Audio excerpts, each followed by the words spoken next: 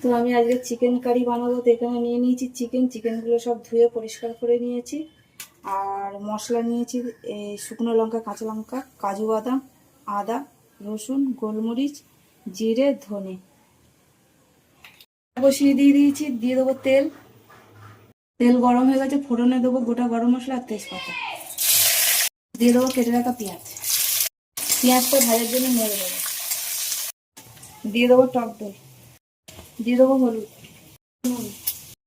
দিয়ে দেবো পেস্ট করা মশলাটা, দিয়ে দেবো উপর থেকে একটু তেল। মশলা দিয়ে খুব ভালো করে চিকেনটা মাখবো। মেখে 10 মিনিট ঢাকা দিয়ে রেখে দেবো। পেঁয়াজ কিন্তু একদম খুব লাল করে ভাজা হয়ে গেছে। ও মেখে রাখা চিকেনটা খুব ভালো করে নেড়ে দেবো। কেটে রাখা টমেটোগুলো দিয়ে দেবো। টমেটো দিয়ে আবারও খুব ভালো করে নেড়ে দেবো।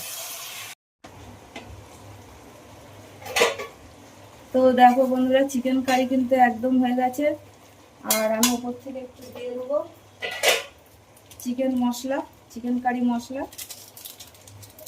তো যেহেতু এখন ফেসবুকে বেশি লং ভিডিও দেওয়া যাবে না, তোমার শর্ট ভিডিও দিতে হবে, সেই জন্য আমি আর ঢেলে দেখালাম না, কড়াইতেই ঢেলেছি।